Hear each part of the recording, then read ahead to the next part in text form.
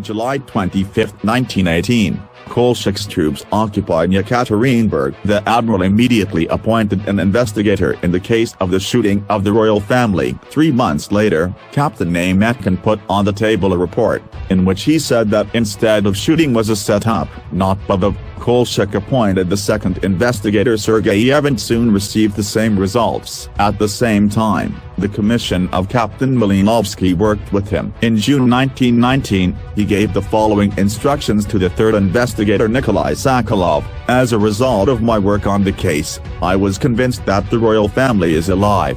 All the facts that I have observed in the course of the investigation are an imitation of murder." Admiral Kolchak, who had already proclaimed himself the supreme ruler of Russia, did not need a living king at all, so Sokolov received absolutely clear instructions to find evidence of the death of the emperor. But Sokolov did not find such evidence and simply issued the following conclusion: the bodies were thrown into the mine, filled with dust. Thus, the shooting of the royal family was not confirmed as a result of any examination. If you believe the newspaper President, the KGB of the USSR, on the basis of the second main directorate had a special department that monitored all the movements of the royal family and their descendants throughout the USSR. From the documents of this special department, Stalin built a cottage in Sukhumi next to the cottage of the royal family and came there to meet with the emperor.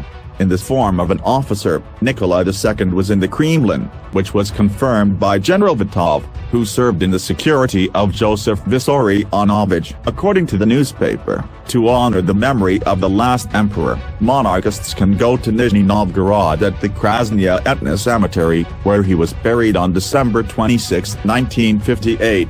The famous Nizhny Novgorod elder Gregory buried a sovereign. Thus, the shooting of the royal family is not confirmed by anything. No one saw the remains of the royal family then, and there were always many rumors about their miraculous salvation.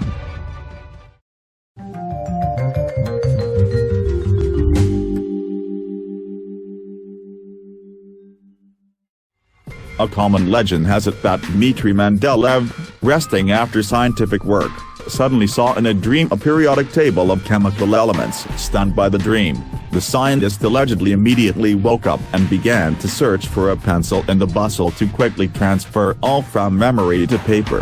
Mendeleev himself treated this fascinating story with badly concealed irony. Where did this legend come from? Oddly enough, from Mendeleev himself. When he was once again asked how he was able to achieve this table, he answered irritably, "I over it.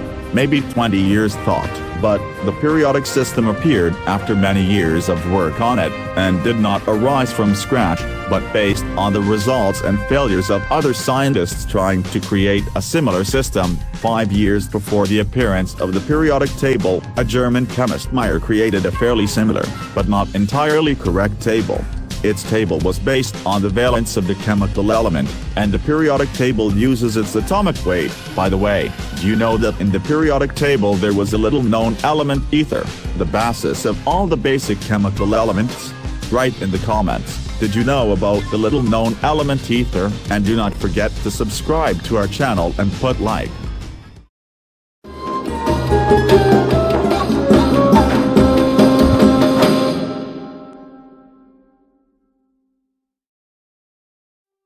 Cleopatra was the only heiress of the Ptolemaic dynasty, a family of Greek origin, who ruled Egypt after Alexander Makedonsky. She spoke the Hellenistic language, i.e., the Greek dialect, and became the first of the family to learn the Egyptian language. The myth of Cleopatra's Egyptian origin may have arisen because she publicly introduced herself as the reborn goddess Isis and quickly adopted Egyptian beliefs and customs.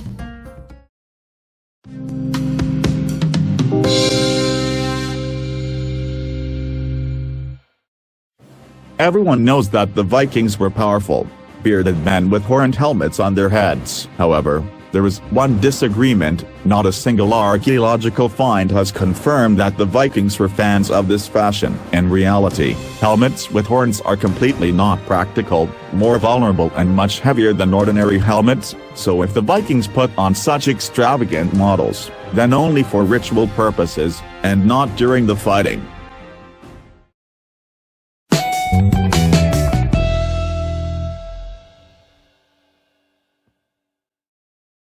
Often you can hear the phrase, "Do not be nervous, nerve cells are not restored." In fact, they are being restored. The reason people believe in this myth is the scientists' long assurance that a complex brain will be damaged if new cells grow, but in fact it turns out that, because of its complexity, this organ has provided a lot.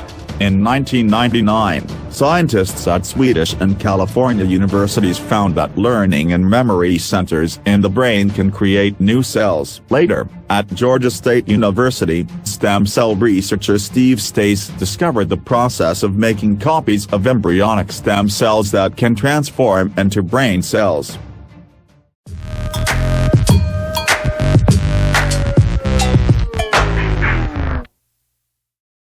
For the past 130 years, two theories have coexisted about the origin of black gold. According to the first, universally accepted theory, oil is a non-renewable resource, has an organic origin and is formed with the participation of the remains of ancient flora and fauna.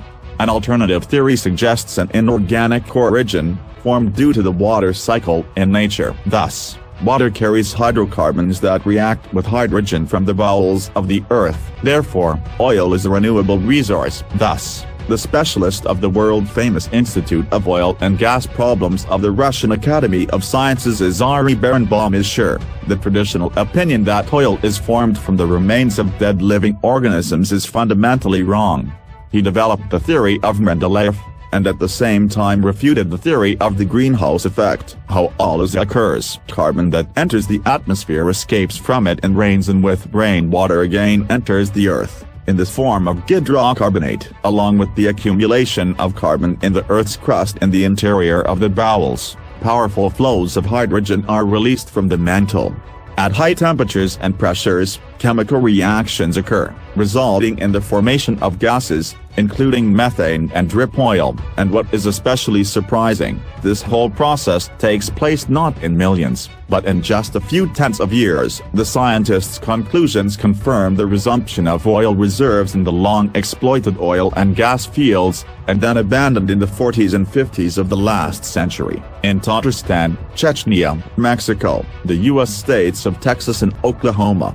Another proof of an alternative theory of oil production is the unexplained increase in reserves of currently used fields. Here is an example. When oil was discovered in Tatarstan, its reserves were estimated at 709 million tons. However, to date, almost 4 times as much oil has been produced in this republic than was predicted, about 2.7 billion tons, and oil is not going to end in Tatarstan, at least in the foreseeable future.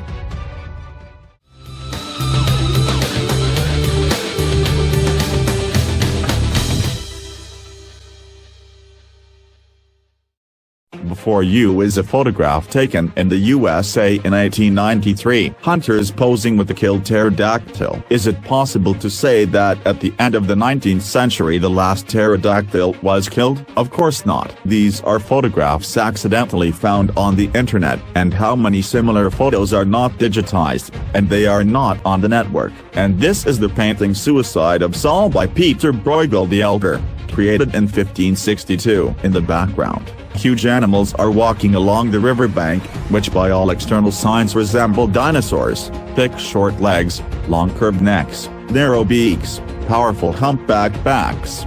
Evolutionists now have to solve a daunting problem to explain the supposedly 65 millionth age of these bones. As Drive, Mary Schweitzer, who was involved in the discovery of blood cells, said, "If a blood sample changes beyond recognition within a week, then how do these cells survive in the organism, which died millions of years ago?" They, of course, could not survive. They could be preserved only in the remains that were quickly buried under catastrophic conditions and were under a layer of sedimentary rocks, which is perfectly explained by the global flood.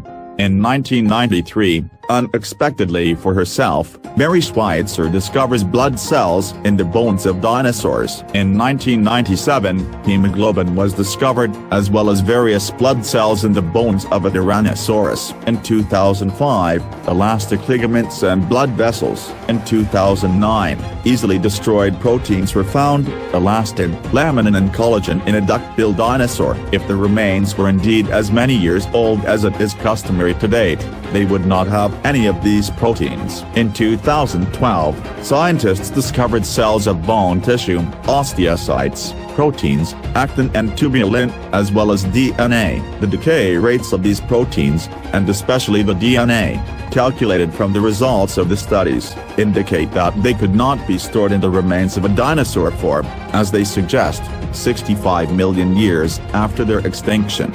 In 2012, scientists report the discovery of radioactive carbon. Given how quickly carbon-14 decays, even if the remains were 100,000 years old, we must admit that then there should not have been a trace of his presence in them. And what myths of our time are known to you? Please write in the comments.